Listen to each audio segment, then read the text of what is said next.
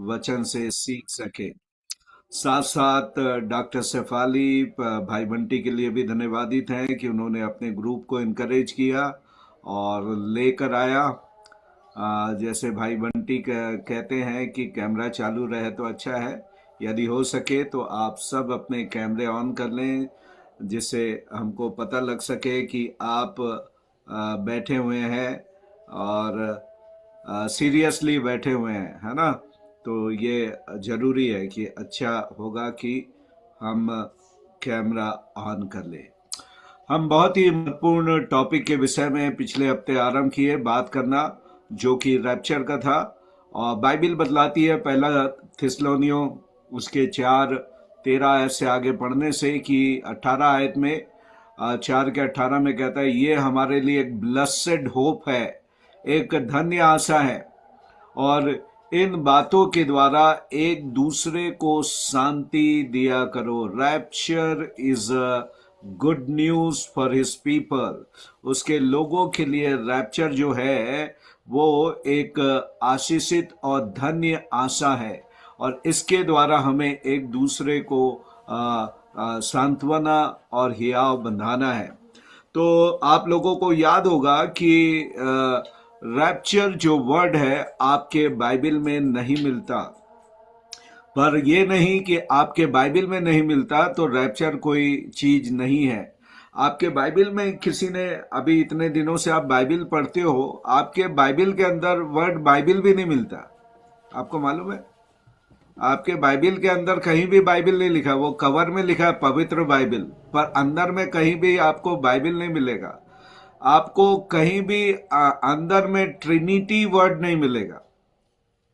You won't find Trinity in your Bible. Trinity या त्रिएक परमेश्वर, त्रिएक नहीं मिलेगा। But we all believe on the concept of Trinity. पर हम सभी लोग ट्रिनिटी के कॉन्सेप्ट के ऊपर विश्वास करते हैं, पिता, पुत्र और पवित्र आत्मा। पर कहीं भी आपको वर्ड ट्रिनिटी नहीं मिलेगा, फिर भी हम लोग विश्वास करते हैं। एक और वर्ड आपको बाइबल में नहीं मिलेगा, शैतान। हाँ, सेटन वर्ड जो है वो आपको नहीं मिलेगा, पर हम उसके ऊपर भी विश्वास करते हैं, है ना। तो ये सारी चीजें ना होकर भी उसके कॉन्सेप्ट वहां पे मिलता है, जिसके ऊपर मैं और आप विश्वास करते हैं। उसी प्रकार रैप्चर हमारे ओरिजिनल, हमारी बाइबल में नहीं है, पर ओरिजिनल बाइबल जहां पे ग्रीक में लिखा गया, वहां पे हरपासो के रूप में पहला थिस्सलुनीयों 3:17 वहां पे उठा लिए जाने का वर्ड हरपासो है। उसके बाद मैंने आपको बताया कि 4वीं शताब्दी में सेंट जेरोम ने इसको लैटिन में अनुवाद किया, और वो रैपियो के रूप में वहां पे अनुवाद हुआ। और उसके बाद हमारी इंग्लिश बाइबल में उसके लिए वर्ड रैप्चर या इंग्लिश वर्ड रैप्चर आया। इस तरीके से यदि आपकी बाइबल में नहीं मिलता, इसका मतलब ये नहीं है, ऐसा नहीं है। इसके कॉन्सेप्ट को बाइबल में हम लोगों ने देखा कि 7 अलग अलग प्रकार के रैप्चर बाइबल में हुए। मैंने हनोक से लेकर आपको 2 गवाह तक 7 रैप्चर के बारे में मैंने आपसे बात किया था। और 7 रैप्चर यानी परफेक्ट नंबर है, कंप्लीट पिक्चर है जो रैप्चर को दिखाता है। साथ साथ मैंने आपको रैप्चर के पिक्चर्स को भी दिखाया था। और जब कभी भी रैप्चर का पिक्चर हुआ, उसके पहले उसके बाद सताव हुआ। हमेशा रैप्चर के बाद ही सताव हुआ। आप देखिएगा, जब लूत और उसका परिवार निकला, तभी वहां पे विपत्ति सदोम अमोरा पे आई। नूह और उसका परिवार जहाज में चढ़ा, उसी के बाद जल प्रलय आया। अगर आप देखेंगे, मिस्र लोग जब तक जब तक नहीं निकले, लाल समुद्र वहां पे बना रहा, रास्ता लाल समुद्र में बना रहा। इसराइली लोग जब तक नहीं लाल समुद्र को पार किए, रास्ता समुद्र में बना रहा। पर जैसे ही इजरायली लाल समुद्र को क्रॉस कर गए, परमेश्वर ने उसको प्लेन कर दिया और वो पानी में डूबकर खत्म हो गए। तो बाइबल में लिखता है, परमेश्वर धर्मियों को विपत्तियों से बचाना जानता है। तो आज हम इसके कॉन्सेप्ट को थोड़ा सा और आगे बढ़ाएंगे, है ना। तो आज हम इसमें से और गहरी बातों को देखने के लिए जा रहे हैं। तो हम चलेंगे अपने स्लाइड्स में, जो पिछले बार मैंने आप लोगों को दिखाया था, और उसी स्लाइड में से हम लोग आगे बढ़ते हुए चलेंगे।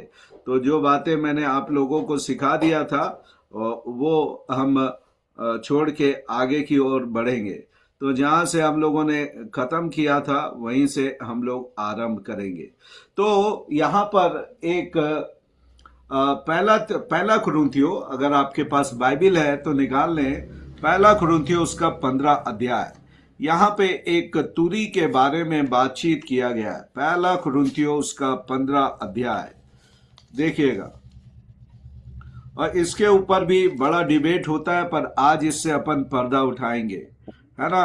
और 52 आयत में क्या लिखता है, पहला कुरिन्थियों 15 अध्याय उसकी 52। First Corinthian chapter 15 verse 52। और यह क्षण भर में पलक मारते ही अंतिम तुरी फूकते ही होगा, क्योंकि तुरी फूकी जाएगी और मुर्दे अविनाशी दशा में उठाए जाएंगे और हम बदल जाएंगे।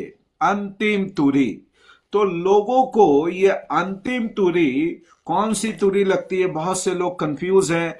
जो प्रकाशित वाक्य की 7वीं तुरी है, कई बार कई लोगों को जो आप यूट्यूब में सुनेंगे तो लोगों को लगता है कि ये 7वीं तुरी ही अंतिम तुरी है, और उसी के बाद लिखा हुआ है 7वीं तुरी फूकते ही और परमेश्वर का राज्य वहां पे आ गया। तो लोगों को लगता है ये वो रैप्चर का समय है।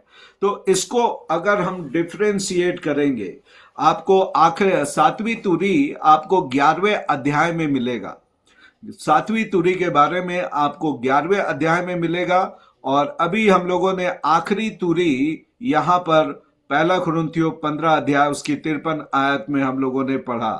तो ये अभी हम इसमें से थोड़ा सा आगे बढ़ते हुए हम लोग जाएंगे और इसको देखेंगे कि ये किस तरीके से है। द लास्ट ट्रम्पेट, यहां पे लिखता है the last trumpet, the final command that Christ provide for his church when he sees signal to gather together in the rapture। तो आखिरी तुरी में परमेश्वर अपने लोगों को इकट्ठा करेगा। और ये पहला थिस्सलुनीयों उसके 4थे अध्याय में भी यहां पर इसके बारे में लिखा हुआ है ना। तो अभी मैं आपको इसके भिन्नता के बारे में आपको बताऊंगा, इसमें क्या डिफरेंसेस है इसके बारे में मैं आपको बताऊंगा।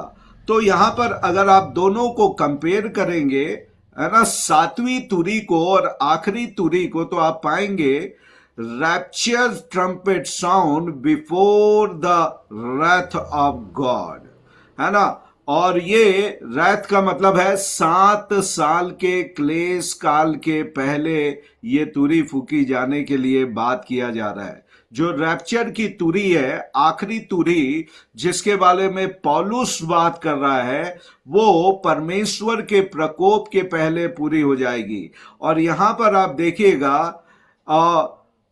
यहां पर 11वें प्रकाशित 11 में अगर आप पढ़ेंगे तो जो ट्रम्पेट वहां पे फूका जा रहा है वो परमेश्वर के क्रोध के बाद में फूका जा रहा है। परमेश्वर का क्रोध शुरू हो गया, आरंभ हो गया, उसके बाद वो फूका जा रहा है। पहला अंतर। दूसरा जो अंतर है, rapture trumpet is called Trump of God. हम लोगों ने पढ़ा रैप्चर की तुरी में लिखता है और परमेश्वर की तुरी फूकी जाएगी। देखिए बहुत छोटे छोटे शब्द है, पर उसी से हम लोग पकड़ते हैं।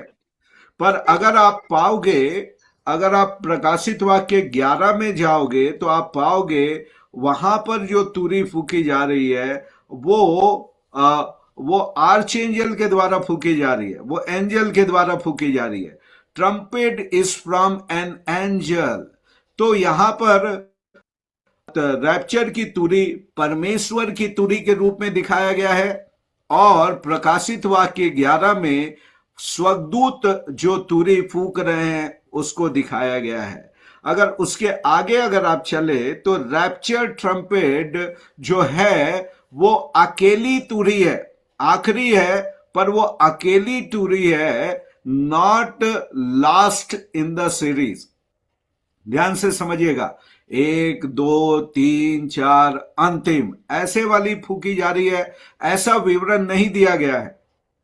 जो पहला कुरिन्थियों 15 अध्याय में पढ़े वो सीरीज में फूक कर अंत में पहुंचने के बारे में रैप्चर की तुरी को नहीं बताया गया।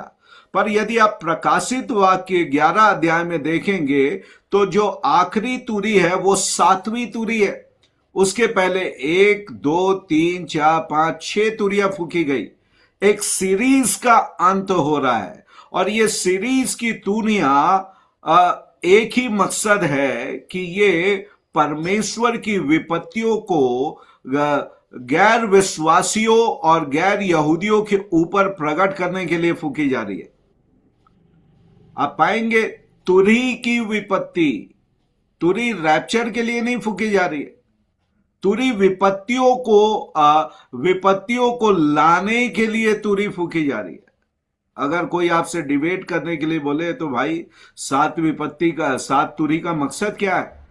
उसका मकसद रैप्चर को लेके आना नहीं है, उसका मकसद परमेश्वर के राज्य को लेके आना नहीं है, उसका मकसद है परमेश्वर के दंड को, परमेश्वर के प्रकोप को वे जो विश्वास नहीं करते, चाहे वो यहूदी हो या अन्य जाति, उनके ऊपर लेके आना है। तो अंतिम तुरी सीरीज का अंत नहीं है, पर 7वीं तुरी सीरीज का अंत है।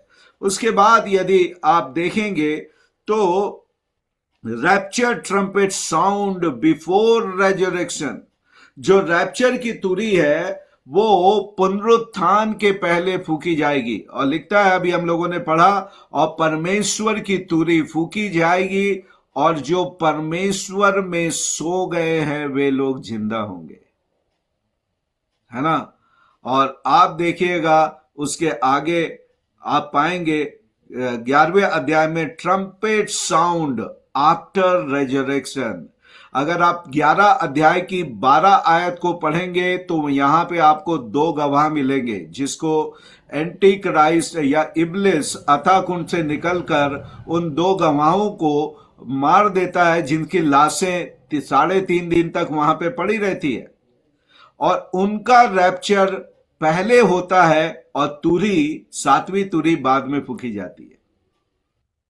आप समझिए, है ना। ये थोड़ा सा कठिन बात बतला रहा हूं ये वाली, ये कई लोग इसको पढ़े ही नहीं है, कभी नहीं सुने हैं, तो थोड़ा सा आपके लिए कठिन हो सकता है, पर आप इसको ध्यान दीजिएगा, है ना। तो 2 गवाह तुरी फूकी जाने के पहले जी उठे और उसके बाद तुरी फूकी गई, पर रैप्चर की तुरी बाद में फूकी जाएगी और उसके लोग तुरी फूकी जाने के पहले जी उठेंगे, है ना। और यहां पे हम लोग देखते हैं, ये आप देख रहे हैं। उसके बाद आप आखिरी बात देखेंगे, यहां पर जो रैप्चर की तुरी है वो हमारे जीवन में आशीषों को लेके आती है, ब्लेसेड होप, एक धन्य आशा की घोषणा करती है। पर 7 तुरी जो है वो न्याय को परमेश्वर के प्रकट करती है। हाँ, वो परमेश्वर के न्याय को वहां पर प्रकट करती है। चलिए आगे चलते हैं। यहां पे आप देखेंगे कुछ यहां पे जो है वो दोनों में कुछ अंतर, मेन अंतर जो यहां पर दिखाए गए हैं उसके बारे में हम यहां पे देखते हैं। ये जो रैप्चर ऑफ द चर्च और सेकंड कमिंग के बीच में कुछ भिन्नताएं, खास भिन्नताएं हैं, वो यहां पर आपको दिखाया गया है। रैप्चर में क्या होगा, अचानक से लोग in the movement, in the twinkling of the, पलक झपकते ही, हम लोग अभी पहला कुरिन्थियों 15-12 में पढ़ा, आप इसको निकाल के रखेगा। पहला कुरिन्थियों में ज्यादा बात हो रही है, पहला थिस्सलुनीयों की ज्यादा बात हो रही है। तो आप पा रहे हैं कि रैप्चर जो होगा सडन होगा, अचानक से होगा, पर आपको सेकंड कमिंग के लिए इस बात का ज्ञान है कि यह कब होगा, जब शांति की वाचा एंटी क्राइस्ट मिडिल ईस्ट के साथ बांधेगा, उसके 7 साल के बाद सेकंड कमिंग होगी। वहां पे समय निर्धारित किया गया है, अर्थात आज पीस ट्रीटी का दिन है, तो आज से 7 साल को स्केड्यूल्ड किया गया है, निर्धारित किया गया है, जबकि रैप्चर सडन होगा। दूसरा, रैप्चर के लिए पुराने नियम में यह मिस्ट्री थी। अगर आप पुराने नियम में जाओगे तो रैप्चर जो था एक भेद था, रैप्चर एक मिस्ट्री थी। परंतु अगर आप पुराने नियम में जाओगे तो सेकंड कमिंग के बारे में वहां पर पहले से ही पुराने नियम में प्रभु यीशु मसीह के प्रथम और द्वितीय आगमन के बारे में बातें की गई है। रैप्चर के बारे में या वहां पे पुराने नियम में कोई भी प्रकाशन नहीं दिया गया। दूसरी बात, नंबर 3 में आप देख रहे हैं, believers meet the Lord in the air. यहां पे जो पहला थिस्सलुनीयों 4:17 में लिखता है, हम मसीह से बादलों में मुलाकात करेंगे। और सेकंड कमिंग में क्या होगा, यीशु मसीह जैतून पहाड़ के ऊपर अपने कदम को या पांव को रखेगा। तो रैप्चर में लोग बादलों में उठा लिए जाएंगे और हवा में प्रभु से मुलाकात करेंगे। पर सेकंड कमिंग के समय यीशु मसीह धरती के ऊपर अपने पांव को रखेगा। और ये प्रेरितों के काम 1:11 में आप देख सकते हैं। और स्वर्गदूत कहते हैं, जिस यीशु को तुम जाते हुए देखते हो, इसी रीति से वो वापस आएगा और जैतून पहाड़ पे अपने पांव रखेगा। रैप्चर जो है मसीहों के लिए इनाम को लेकर, रिवार्ड को लेकर आने का कारण है। वो मसीह के साथ मैरिज सपर में जोड़ने का, मेमने के विवाह के भोज में शामिल करने के लिए है। पर सेकंड कमिंग यहां पर देखते हैं, जब प्रभु यीशु मसीह धरती पे वापस आएंगे तो वो भेड़ और बकरियों को अलग करेंगे। आप समझिएगा, जब यीशु मसीह 7वें वर्ष में क्लेश काल के वापस इस धरती पे आएंगे, तो बचे हुए समूह में से वो भेड़ और बकरी जो बचे हुए हैं, उस मिक्स ग्रुप में से भेड़ को इकट्ठा करके 1000 साल के राज्य में जाएंगे और बकरियों को वो अथाह कुंड में भेजने के लिए कारण बनेंगे। मत्ती 26:31-46 में आप इसके बारे में पढ़ते हैं। आखिरी बात जो रैप्चर के बारे में है, church live in new Jerusalem. यहां पे लिखता है, कलीसिया वहां से उतरने के बाद 1000 साल से होती हुई वो मसीह के नए यरूशलेम में रहने के लिए जाएगी। पर अगर आप सेकंड कमिंग में देखेंगे तो आप पाएंगे, पहले वो 1000 साल के राज्य में प्रवेश करेंगे। सेकंड कमिंग के समय जो इजरायली हैं वो मसीह के 1000 साल के राज्य में प्रवेश करेंगे। तो ये भिन्नता रैप्चर और सेकंड कमिंग के बीच में यहां पर दर्शाई गई है।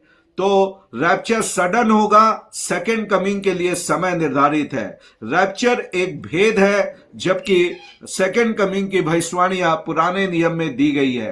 रैप्चर में मसीह लोग बादलों में प्रभु से मिलेंगे, परंतु सेकंड कमिंग में इजरायली लोग प्रभु यीशु मसीह से धरती पे मुलाकात करेंगे। रैप्चर के द्वारा मसीहों को इनाम मिलेगा और वह मेमने के विवाह के भोज में शामिल होंगे, जबकि सेकंड कमिंग के समय प्रभु का न्याय इस धरती पे प्रकट होगा और वो भेड़ को बकरियों से अलग करेगा। चर्च जो है नए यरूशलेम में प्रवेश करेगी, जबकि यहां से लोग मिलेनियम किंगडम में प्रवेश करेंगे। ओके, नेक्स्ट स्लाइड में जब हम जाएंगे तो सेकंड कमिंग के और रैप्चर के बारे में यहां पे ढेर सारे भिन्नता दिखाई गई है। आप इसको ना लिखें तो भी कोई नहीं, मैं ये आपको रेवलेशन वाले उसमें ये लिस्ट आपको भेज दूंगा। इसको आपको लिखने की जरूरत नहीं है, फिर आप अपना हिंदी अनुवाद कर सकते हैं। मैं इसको आपको रैप्चर वाले ग्रुप में ये वाला ये आपको फोटो पिक्चर आपको भेज दूंगा। ये मेरे को धमकाने के लिए। तो रैप्चर में क्या होगा और सेकंड कमिंग में क्या होगा, देखिएगा दोनों की भिन्नता। जिसका ऑडियो ऑन है वो कृपया कर बंद कर लेंगे, और जो इसको ऑपरेट कर रहे हैं वो मेक श्योर कि सभी को म्यूट करके रख दे। मुझे नहीं करिएगा, है ना, नहीं तो मैं भी नहीं बोल पाऊंगा, तो मुझे छोड़ बाकी को म्यूट कर दे, ठीक है। तो रैप्चर में क्या होगा, पहली बात, प्रभु यीशु मसीह अपने लोगों के लिए आएगा। पहली बात, रैप्चर में यीशु अपने उन लोगों के लिए आएगा जो उसको अपना उद्धारकर्ता और मुक्तिदाता के रूप में स्वीकार किए हैं। सेकेंड कमिंग में प्रभु यीशु मसीह प्रकाशित 19 अध्याय में अपने लोगों के साथ सफेद घोड़े के ऊपर सवार होकर, उसके पीछे उसके लोग भी उसके साथ साथ आ रहे हैं, उनके लोगों के साथ आएगा। रैप्चर में प्रभु यीशु मसीह बादलों में आएंगे। सेकेंड कमिंग में प्रभु यीशु मसीह धरती के ऊपर आएंगे। नंबर 3, क्राइस्ट अपनी दुल्हन को, प्रभु यीशु मसीह अपनी दुल्हन को लेने के लिए, क्लेम करने के लिए आएंगे। पर सेकेंड कमिंग में आप पाएंगे कि क्राइस्ट अपनी दुल्हन के साथ आएंगे। हालेलुया। रैप्चर के समय वो अपनी दुल्हन को लेने के लिए आएगा, सेकेंड कमिंग में वो अपनी दुल्हन के साथ आएगा।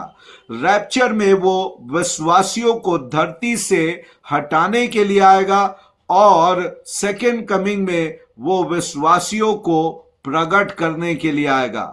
अधर्मी लोग वहां से हटा लिए जाएंगे और धर्मी लोग वहां पे छोड़ दिए जाएंगे। मत्ती 24 में एक ले लिया जाएगा, एक छोड़ दिया जाएगा। तो जो ले लिया जाएगा वो अधर्मी लोग होंगे, और जो लोग छोड़ दिए जाएंगे वो धर्मी लोग वहां पे होंगे। और यहां पे लिखता है, अगली बात जो आपको मिलेगी रैप्चर में, उसके अपने लोग उसको देखेंगे। रैप्चर के समय बाकी आइज उसको नहीं देखेगी, आप देखिएगा, पर सेकेंड कमिंग के समय हर एक आंख उसे देखेगी। हम लोग गीत गाते हैं ना, हर एक आंख उसे देखेगी देखेगी, बादलों पर आते हुए, भेदा था जिन्होंने उसे, छाती पीट कर सिजदा करेंगे। कौन देखेंगे, कह रहा, भेदा था जिन्होंने उसे। कौन भेदे थे? कलीसिया नहीं, इजरायली और यहूदी लोग उसको देखेंगे, है ना।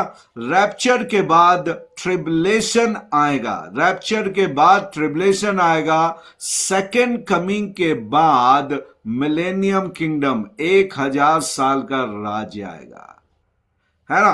रैप्चर के समय उद्धार पाए हुए लोग प्रकोप से बचा लिए जाएंगे, और सेकेंड कमिंग के समय जो अविश्वासी लोग हैं, बिना उद्धार पाए हुए लोग परमेश्वर के क्रोध का सामना करेंगे। रैप्चर के लिए कोई भी सिग्नल या साइन नहीं दिया गया है, जबकि सेकेंड कमिंग के लिए अनेक साइन बाइबल में दिए गए। मत्ती 24 अध्याय और उसके बाद अगर आप जाएंगे लूका 21 अध्याय, मरकुस 13 अध्याय, अनेक चिन्ह सेकेंड कमिंग के बारे में दिए गए हैं। रैप्चर जो है वो परमेश्वर का फोकस परमेश्वर की कलीसिया के लिए है। रैप्चर के समय परमेश्वर केवल कलीसिया के ऊपर अपना ध्यान लगा रहे हैं। सेकेंड कमिंग के समय वो इज़राइल और उसके राज्य को धरती पे स्थापित करने के लिए लगा रहे हैं। और रैप्चर में लिखता है कि रैप्चर के समय क्या होगा कि दुनिया भ्रम में होगी, भ्रमित होगी। रैप्चर के बाद शैतान जो भरमाने वाला है, 20वें अध्याय की पहली आयत कहती है, वो 1000 साल के लिए बांध दिया जाएगा। तो कोई डिसेप्शन, सेकेंड कमिंग के बाद कोई डिसेप्शन नहीं होगा, पर रैप्चर के बाद लोग भ्रमित होंगे। और यहां पर रैप्चर में विश्वासी इस धरती को छोड़कर स्वर्ग में उठा लिए जाएंगे। और मत्ती 24 में लिखता, unbeliever are taken away from the earth. Second coming के समय जो गैर विश्वासी लोग हैं उनको दुनिया से हटा दिया जाएगा और केवल विश्वासी लोग दुनिया में छोड़ दिए जाएंगे, ताकि 1000 साल के राज्य में वो प्रभु के साथ अपने समय को बिता सके। क्योंकि सेकेंड कमिंग के बाद आपको प्रभु यीशु मसीह का 1000 साल का राज्य मिलेगा। प्रभु की प्रार्थना में हम लोग क्या बोलते हैं? तेरा राज्य आए। हम क्या प्रार्थना करते हैं? तेरा राज्य आए। और अंतिम में क्या कहते हैं? राज्य, पराक्रम और महिमा सदा तेरी हो। वो 1000 साल के राज्य के लिए हम प्रार्थना करते हैं, है ना। और रैप्चर में क्या होगा? रैप्चर के समय क्या होगा? परमेश्वर के राज्य के स्थापना की कोई बातें बाइबल में नहीं दी गई है। पर जब यीशु मसीह दोबारा धरती पे वापस आएंगे तो वो अपने 1000 साल के राज्य को स्थापित करेंगे। अगली बात जो रैप्चर में होगी, Christians taken to father house. यूहन्ना 14 अध्याय, मैं तुम्हारे लिए जगह तैयार करने के लिए जाता हूं। मेरे पिता के घर में बहुत से रहने के स्थान हैं, और वो अपने पिता के घर में हमें रैप्चर के समय लेके जाएंगे। और हम सेकेंड कमिंग में देखते हैं जो पुनरुत्थान पाए हुए संत होंगे वो पिता के घर में नहीं परंतु मसीह के 1000 साल के राज्य में प्रवेश करेंगे। वो पिता के घर में नहीं जा रहे जी उठ के, पर हम जी उठ के क्रिश्चियंस जो है अपने पिता के घर में प्रभु यीशु मसीह हमें लेके जाएगा। और रैप्चर जो है इमिनेंट है, ये कभी भी हो सकता है। इमिनेंट का मतलब होता है एट एनी मोमेंट, किसी भी क्षण रैप्चर हो सकता है। परंतु जो सेकेंड कमिंग है वो 7 साल के पहले, कलीसिया के उठा लिए जाने के बाद 7 साल के पहले वो नहीं हो सकता। उसका एक टाइमिंग वहां पे दिया गया है। तो ये है डिफरेंसेस जो पहला थिस्सलुनीय 4 अध्याय में रैप्चर के बारे में लिखा है, और सेकेंड कमिंग के बारे में जो प्रकाशित वाक्य की पुस्तक 19 अध्याय में लिखा है। इन दोनों की तुलना करेंगे तो इतने सारे डिफरेंसेस रैप्चर और सेकेंड कमिंग में मिलते हैं। कई बार आपको लगता था पहले, अभी तक आप नहीं अटेंड किए थे तो लगता था होगा ये दोनों एक ही इवेंट होगा, सेकेंड कमिंग और रैप्चर दोनों एक ही होगा। नहीं जी, इतने सारे डिफरेंसेस या मतभेद, दोनों के बीच में विभिन्नताएं यहां पे पाई जाती है। तो ये मैं आपको दे दूंगा, इसकी चिंता ना करें। नेक्स्ट में अगर आप जाएंगे तो यहां पे कुछ हार्वेस्ट साइकिल है। तो प्रभु यीशु मसीह ने इज़राइल की हार्वेस्ट साइकिल में भी इस बात को प्रकट किया। ये स्लाइड जब आपको मिलेगा तो ये आपको मिल जाएगा। उसमें 3 प्रकार के हार्वेस्ट इज़राइल में होते हैं। आप थोड़ा अगर पुराना नियम का अध्ययन किए होंगे तो आप पाएंगे कि पहले जब कभी भी इज़राइलियों की फसल होती है तो पूरी फसल को वो नहीं काटते। आप देखेंगे कि जो याजक होता है वो तैयार फसल को मार्किंग के लिए जाता है।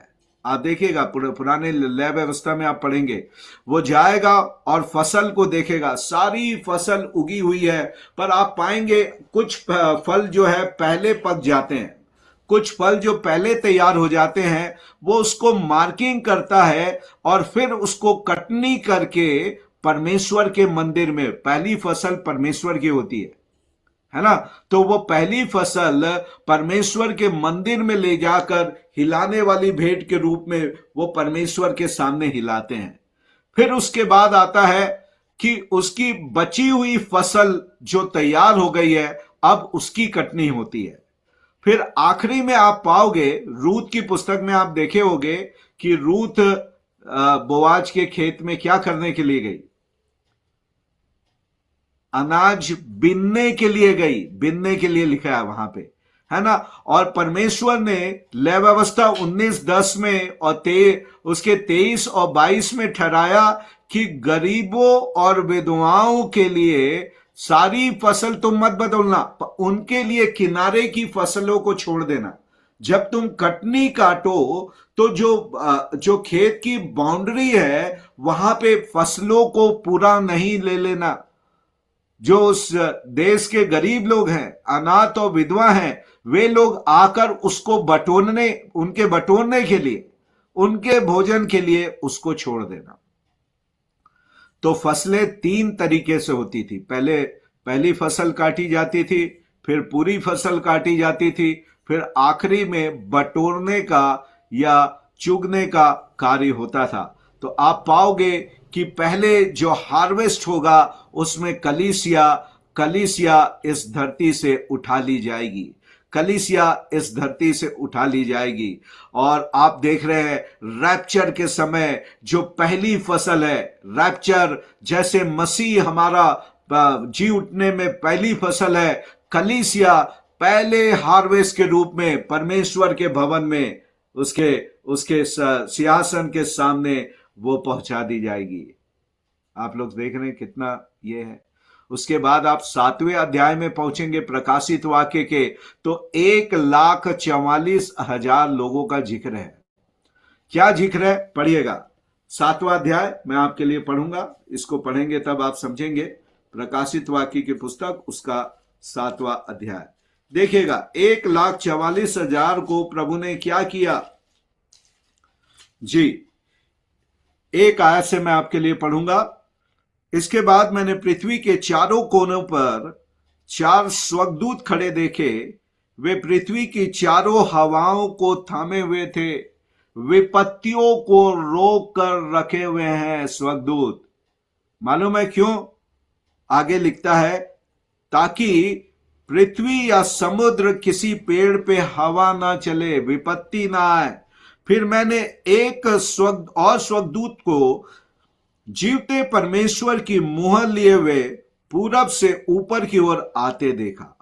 उसने उन 4 स्वर्गदूतों से, जिन्हें पृथ्वी और समुद्र की हानि करने का अधिकार दिया गया था, ऊंचे शब्द से पुकार के कहा, अभी रुक जाओ, है ना। 3री आयत में लिखता है, जब तक हम अपने परमेश्वर के दासों के माथे पर मुहर न लगा दे, तब तक पृथ्वी और समुद्र और पेड़ों को हानि न पहुंचाना। और 1,44,000 लोगों के ऊपर मुहर दी गई कि उनको कोई भी इस विपत्ति का प्रभाव ना पड़े। अर्थात मेन फसल 1,44,000 जो है इजरायलियों की मुख्य फसल काट दी गई, जो कि आपको जीवित मेमने के सामने 14 अध्याय में मिलेंगे।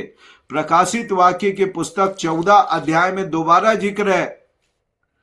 प्रकाशित वाक्य 14 अध्याय में, फिर मैंने दृष्टि की ओर, देखो मेमना सियोन पहाड़ पे खड़ा है और उसके साथ 1,44,000 जन हैं, जिनके माथे पर उनके पिता का नाम लिखा हुआ है। हालेलुया। और ये मोल लिए हुए लोग हैं, ये मेन हार्वेस्ट है। और उसके बाद आखिरी में आप पाओगे कि ग्लीनिंग के बारे में है। मत्ती 24 में क्या लिखा हुआ है? मत्ती 24 में वो अपने स्वर्गदूतों को आज्ञा देगा कि पृथ्वी के चारों कोनों में से जाकर उसके चुने हुए लोगों को गैदर करें। वो अपने अनाज को तो इकट्ठा करेगा, क्या लिखता है मत्ती में, पर भूसी को क्या करेगा?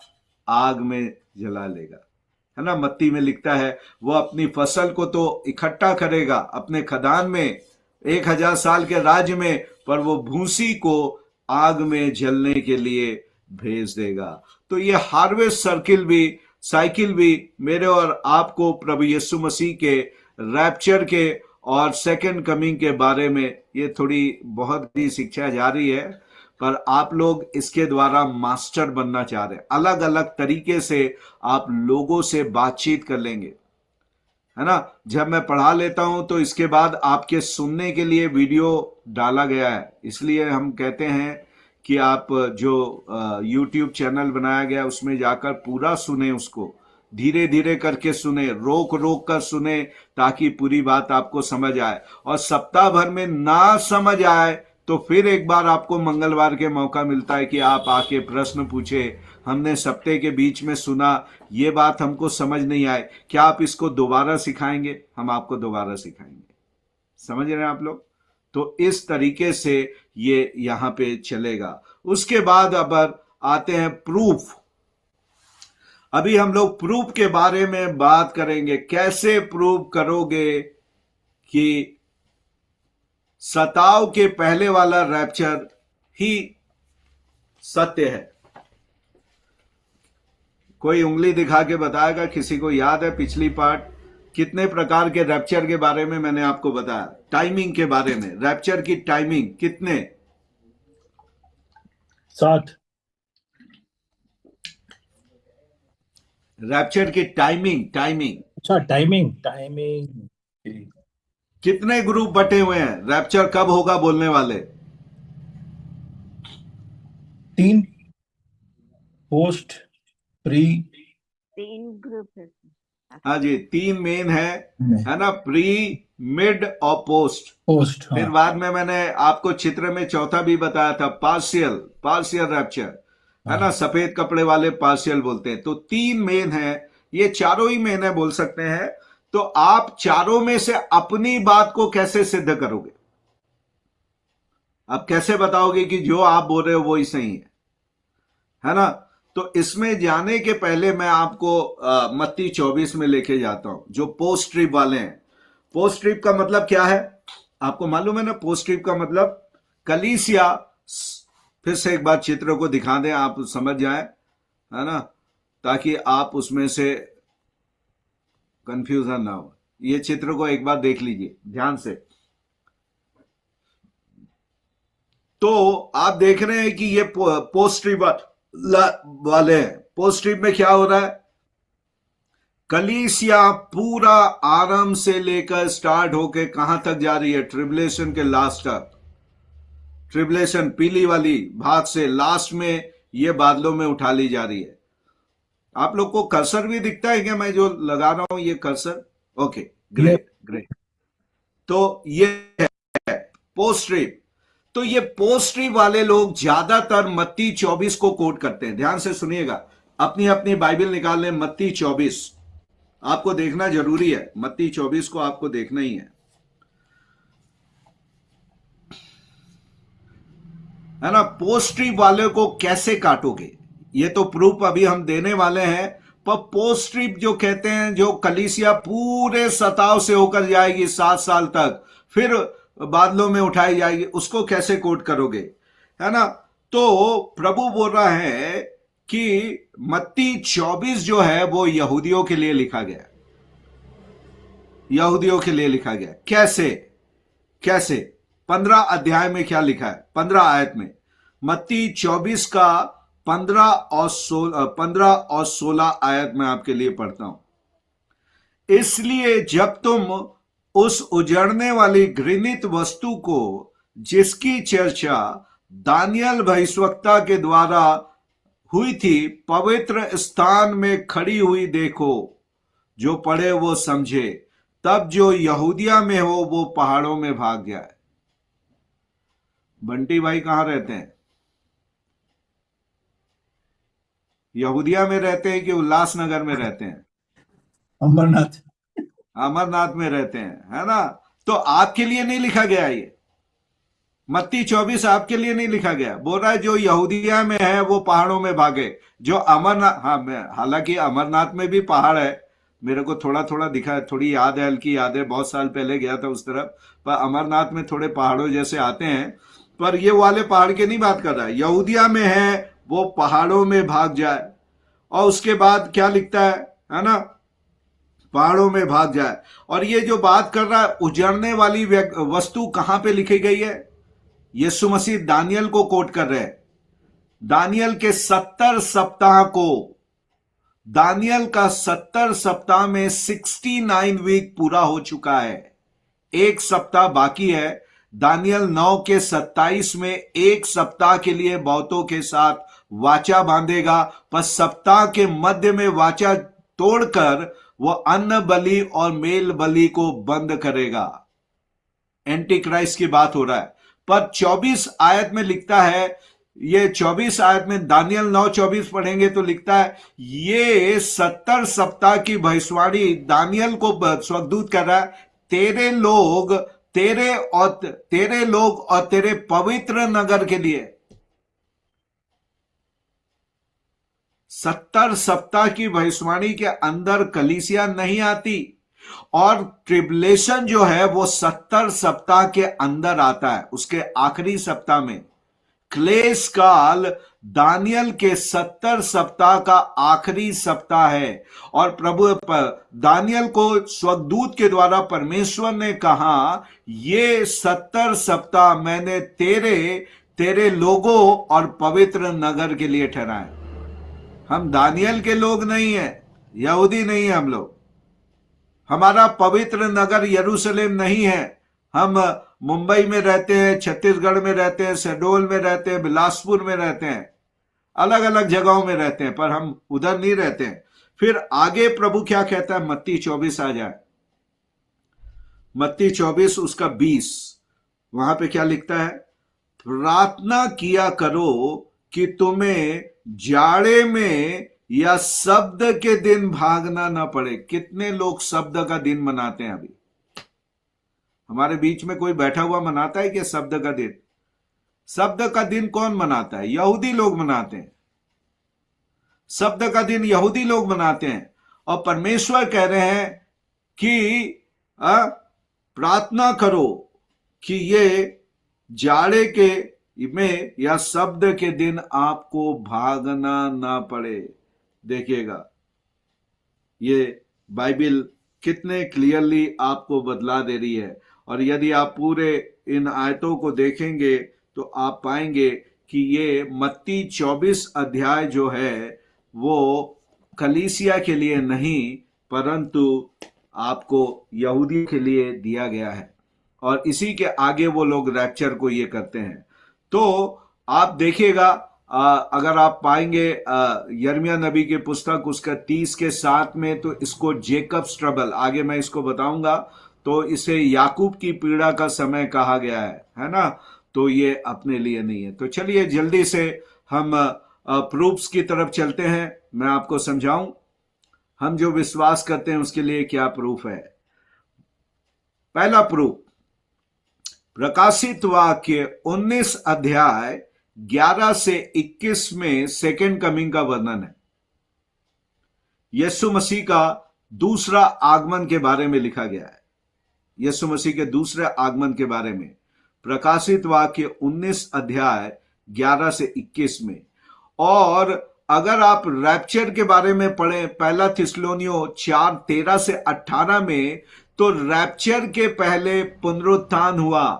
रैप्चर के पहले पुनरुत्थान है, पर सेकेंड कमिंग में प्रकाशित 19:11 से 21 में आपको कोई पुनरुत्थान नहीं दिखेगा।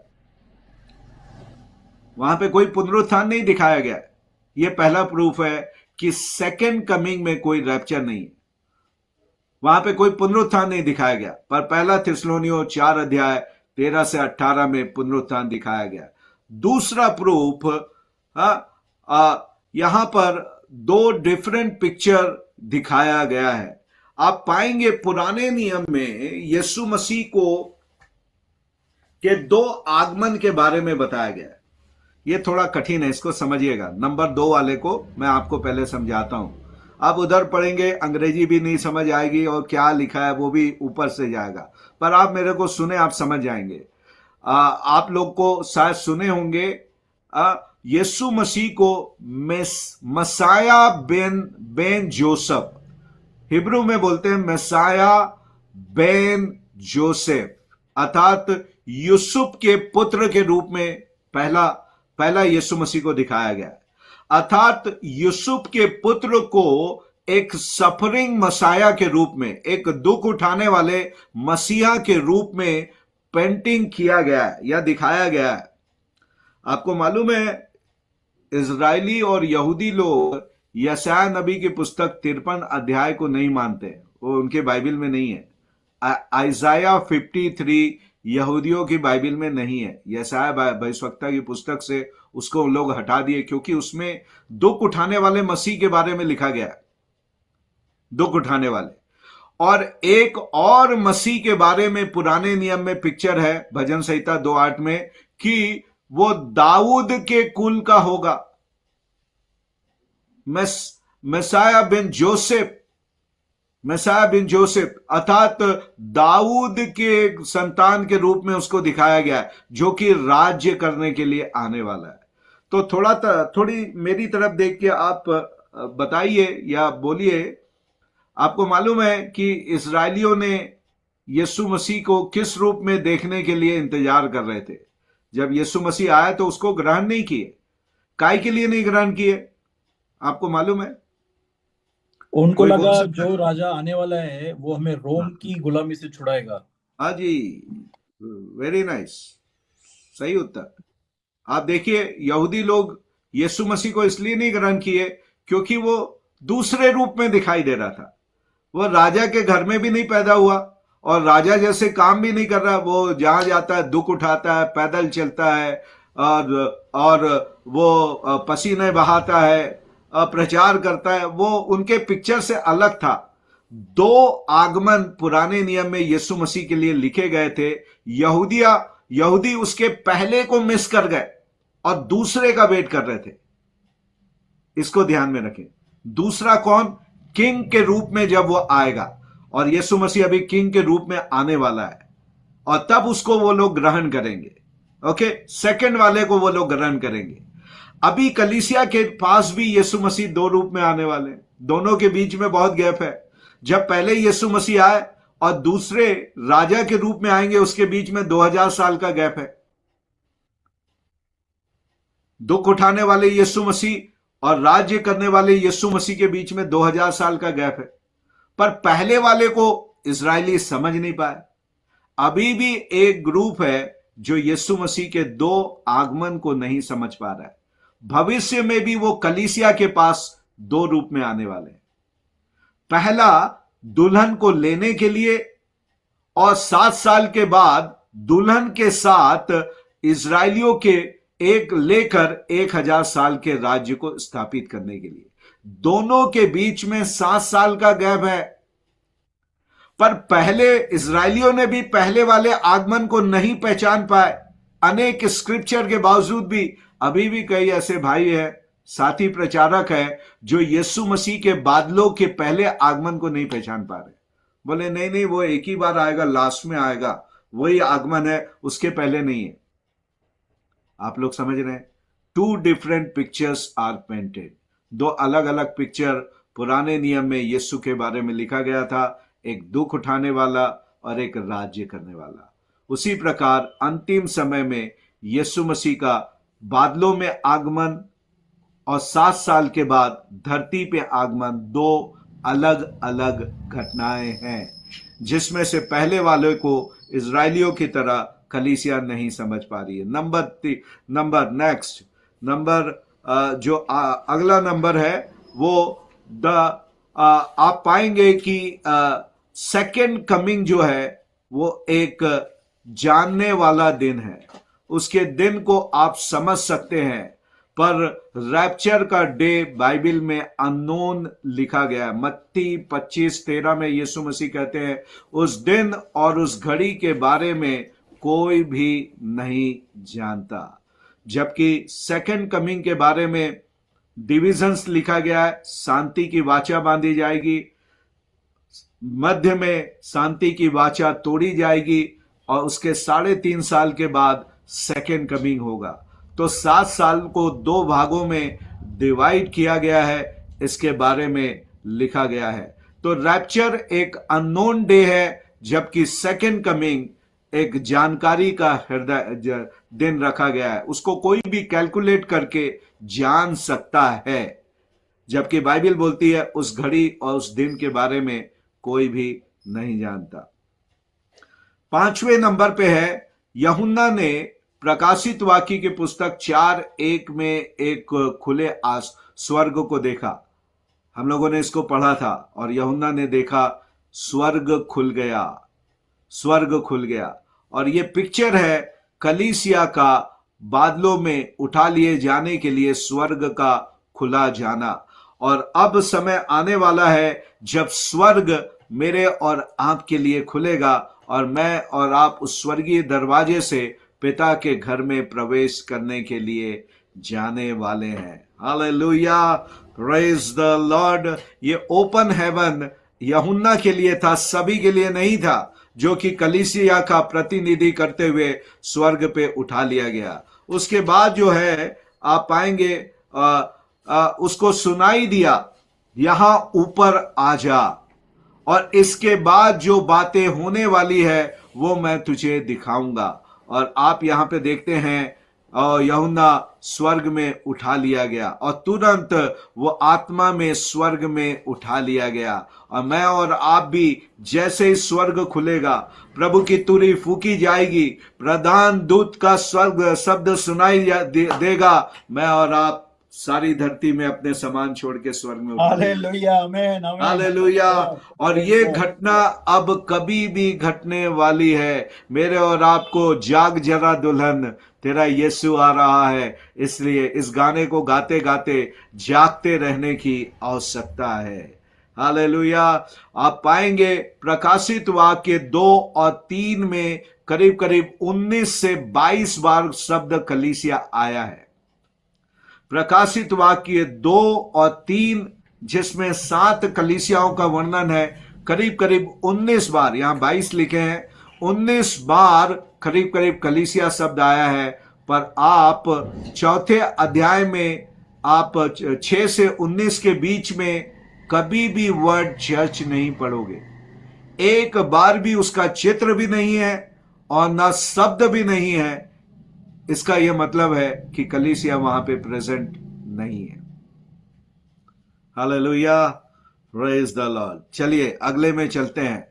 यहां पे मैंने आपको इसको ऑलरेडी पढ़ा दिया है। 24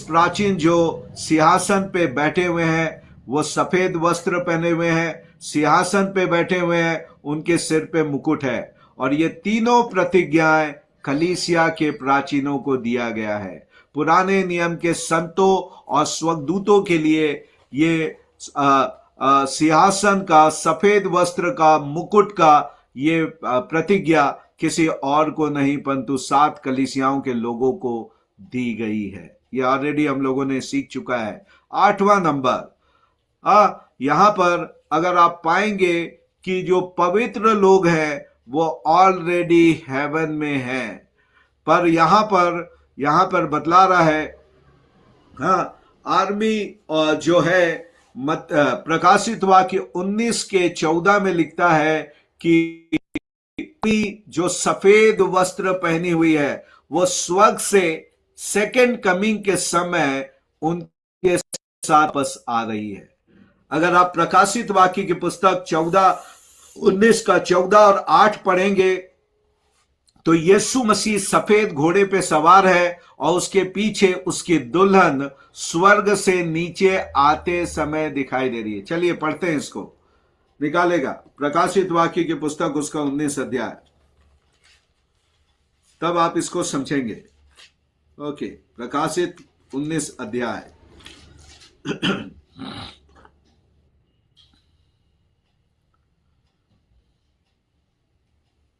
ओके, 19 अध्याय पढ़िएगा। 14 आयत में लिखता है ना। 11 और 14 को मैं आपके लिए पढ़ूंगा। 11 और 14, फिर मैंने स्वर्ग को खुला हुआ देखा। देखिए, ऊपर जाने आने के लिए स्वर्ग खुलना है। जब यूहन्ना ऊपर गया स्वर्ग खुल गया, जब यीशु मसीह नीचे आ रहे स्वर्ग खुल गया। आप देखिए, बिना स्वर्ग के खुले ना तो कोई ऊपर जाएगा और ना कोई नीचे आएगा। याकूब ने देखा एक सीढ़ी स्वर्ग से नीचे उतरती और चढ़ती है, स्वर्गदूत नीचे आ रहे जा रहे हैं, एक स्वर्ग धरती से ऊपर की ओर, और वो परमेश्वर के मंदिर को देखा। और यहां पे क्या देखा? स्वर्ग खुला हुआ देखा, और एक श्वेत घोड़ा है, उस पर एक सवार है जो विश्वास योग्य और सत्य कहलाता है और धर्म के साथ न्याय और युद्ध करता है, प्रभु यीशु मसीह। और 14 में क्या लिखता है? स्वर्ग की सेना श्वेत घोड़ों पे सवार, श्वेत और शुद्ध मलमल पहने हुए उसके पीछे पीछे है। और ये शुद्ध मलमल पहने वाले लोग कौन है ना? ये 8वीं आयत में लिखता है, कलीसिया ने तैयार कर लिया है ना? 7वें और 8वें में लिखता है ये मलमल के वस्त्र पहने वाले लोग कलीसिया है। सेकेंड कमिंग के समय कलीसिया यीशु मसीह के साथ वापस आ रही है। भाई मैं अगर बोलूं, मैं रायपुर में रहता हूं और मैं बोलूं, मुझसे कोई फोन करे, भैया कहाँ हो, है ना? नहीं, मैं बोले मैं अभी लंदन से वापस लौट रहा हूं, तो इसका मतलब क्या हुआ? मैं लंदन से वापस लौट रहा हूं का मतलब है पहले मैं लंदन गया। अगर मैं लंदन गया ही नहीं तो मैं लंदन से लौटूंगा कैसे? लंदन से लौटने के लिए पहले आपको लंदन जाना है। और यदि प्रकाशित वाक्य 19 अध्याय में कलीसिया आ रही है स्वर्ग से नीचे सेकंड कमिंग के समय, इसका मतलब पहले जा चुकी है। Praise God. गई है तभी तो आ रही है, गई है तभी आ रही है। अगर नहीं गई तो कहां से आ रही है? सेकंड कमिंग में लोग बोलते हैं रैप्चर होगा सेकंड कमिंग के समय, पर कोई तो उसके साथ आ रहा है, वो स्वर्गदूत नहीं है, वो कलीसिया है। उसका विवरण वहीं पे दिया गया है। ओके, यहां पे आप देखिएगा, ये हम लोगों ने कर लिया। नेक्स्ट, आप किस प्रकार से प्री ट्रिबुलेशन का चित्र दिखेगा ये यहां पे देखिएगा। अभी क्या देख रहे हैं आप लोग? पहले वाले में देख रहे हैं, यहां पे कर्सर जो चल रहा है, यहां पे 2 बातें होगी, ध्यान से देखिएगा। प्रभु की तुरी फूकी जाएगी, जो प्रभु में मर गए हैं वे जी उठेंगे, जो जीवित हैं बदल जाएंगे, और दोनों मिलकर बादलों में उठा लिए जाएंगे। दैट्स कॉल्ड हरपाजो, रैप्चर। और यीशु मसीह स्वर्ग से नीचे आएंगे और हम और आप वहां पे मिलेंगे। फिर वहां से आगे बढ़ने पे मैं और आप स्वर्ग में मसीह के न्याय आसन के सामने इनाम पाने के लिए खड़े होंगे। और ये जो न्याय होगा, उद्धार पाने से लेकर रैप्चर तक आपने क्या किया, ये जो न्याय हो रहा है, यहां से उठाए उद्धार पाने से लेकर रैप्चर तक जो आपने काम किया उसका यहां पे इनाम मिलेगा। क्या किया आपने? अभी अपने आप के लिए सोचें। जब आप यहां पे खड़े होगे तो आपको क्या मिलेगा? अगर बोलोगे भैया मैंने खूब नाचा, खूब ताली बजाया, तो प्रभु आपको वहां पे भी ताली ही बजवाएगा, खाली हाथ, और खूब नचवाएगा। नाचो बेटा, नाचते रहो, तुमको कुछ भी नहीं मिलने वाला। काम क्या किया ये बताओ? बोले काम तो कुछ भी नहीं किया। गवाही दिया, आत्मा बचाया, टैलेंट अपना खर्च किया, दान दसवांश दिया। कई लोग अभी तो दान दसवांश में भी नहीं आए, और फिर सुनने जाते हैं कौन हमको दान और दसवान देने से विरुद्ध बातें सिखाता, उसको सुन सुन के उसकी गलत शिक्षाओं को लेके फिर हमको सिखाने आते हैं, पास्टरों को। बोले वो तो हमको सिखाया है, अन्य भाषा मत बोलो, अब हम नहीं बोलेंगे, दान दसवांश मत दो, पादरी तुम्हारा डाकू चोर है। और हम चोर की बात सुन के हम भी चोर बन जाते हैं। समझने की घड़ी है, यहां पे आपको हिसाब किताब देना पड़ेगा। अगर आप डैनियल भाई के साथ खड़े हो ना, डैनियल राज के साथ, तो आप यहां पे भिखारी बनोगे, आपको कुछ भी नहीं मिलने वाला। आप नरक में नहीं जाओगे यहां से, पर आप खाली हाथ रहोगे। आगे की यात्रा आपके खाली हाथ होगी। यहां पे आगे जब आप बढ़ोगे तो आपके पास रिवार्ड है। जो काम किए हुए लोग हैं उनको यहां पे रिवार्ड मिला रहेगा, रिवार्ड लेके आगे बढ़ रहे हैं। और तब वो मसीह के सामने अपने इस मुकुट को रखेंगे। मसीह को देने के पास लिए उनके पास कुछ होगा, पर जो खाली हाथ आगे बढ़ रहे हैं उनके पास कुछ भी नहीं है। यहाँ पे आपको तभी मिलेगा जब आप इधर पे काम करोगे। रैप्चर के पहले काम करना है। अभी आपको अभी काम करना शुरू कर देना। अभी तक अगर नहीं किया तो आज आंख खुली है, आज ही सवेरा है। इसके बाद आपको मैरिज सफर, मैरिज मेमने का विवाह आ पहुंचा है, यहाँ पे आना पड़ेगा। फिर उसके बाद सेकंड कमिंग के साथ आप धरती पे नीचे वापस आओगे। इस तरीके से यहाँ पर ये चलेगा। आपको तैयारी कैसे करनी है? तैयारी कैसे करनी है? पहली बात, यदि हमारे बीच में, मेरा विश्वास है सारे लोग इसको पूरा करते हैं। अगर अभी तक आपने माना नहीं कि आप एक पापी हैं, तो पहले आपको मानना है कि आप एक पापी हैं। दूसरी बात, आपको ये मानने की जरूरत है, but no God loves you. आपको ये बात जानने की जरूरत है, यदि आप मान लिए कि आप एक पापी हैं, तो आपको मानना है कि परमेश्वर आपसे नफरत नहीं करता। 5:8 में क्या कहता है? जब हम पापी थे तो मसीह क्रूस पे हमारे लिए मरा। उसके पहले गॉड लव्स यू, यूहन्ना 3:16, है ना। पटाखे जलाते हुए नाचने के लिए क्रिसमस नहीं हुआ। आज देखिए लोग पैसे बर्बाद करेंगे, क्रिसमस आ गया है। हम क्रिसमस विरोधी नहीं है, पर क्रिसमस का मतलब पैसे बर्बाद करना नहीं है ना। क्रिसमस का मतलब है प्रभु के प्रेम को पहचानना कि प्रभु का प्यार आपके लिए है। और उसके बाद आखिरी तीसरे नंबर पे इस बात को जाने कि आप अगर पापी हैं, परमेश्वर आपसे प्यार करता है और प्यार के कारण मसीह आपके पापों के लिए मारा जा चुका है। आपको आपके पापों के लिए मरने की जरूरत नहीं है। उसके बाद है you can have the forgiveness. आपको पापों की क्षमा यीशु मसीह के द्वारा मिल सकती है। यदि कोई पाप है तो आप पश्चाताप करके प्रभु से अपने पापों की क्षमा पा सकते हैं। You can have eternal life by believing. Masih पे विश्वास करके आप अनंत जीवन के वारिस हो सकते हैं। आप मसीह को ग्रहण करके परमेश्वर की संतान हो सकते हैं। You can have assurance of solvation. आपके पास साल्वेशन का प्रूफ हो सकता है। आपके लिए एक अंतिम बात बता के फिर प्रश्न उत्तर में जाएंगे। आप निकाल लें, एक मैंने यहां पे लिखना भूल गया, दूसरा थिस्सलुनीयों। आप अपनी बाइबल जरूर निकालें, उसका दूसरा अध्याय, दूसरा थिस्सलुनीयों दूसरा अध्याय बताकर फिर मैं खत्म करूंगा। फिर आपके पास प्रश्न उत्तर का समय रहेगा। तो दूसरा थिस्सलुनी उसका 2:1-3 तक मैं आपके लिए पढ़ता हूं। अपनी अपनी बाइबल में देखिएगा, यहां पे क्या लिखा है। हे भाइयों, अब हम अपने प्रभु यीशु मसीह आने और उसके पास इकट्ठा होने के विषय में तुमसे विनती करते हैं, है ना। और आगे कि ये लिखता है, ये आपके रैप्चर की बात कर रहा है।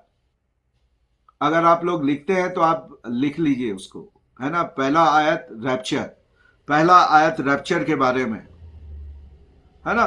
फिजिकल जाना, है ना। यहां पे प्रभु के पास इकट्ठे होने, प्रभु के पास जाने की बात कर रहा है।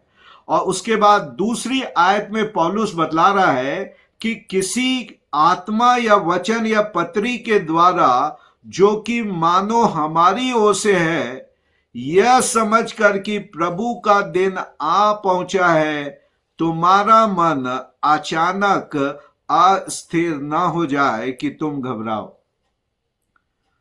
पहले अध्याय में, पहली पत्री में पौलुस ने रैप्चर के बारे में लिखा।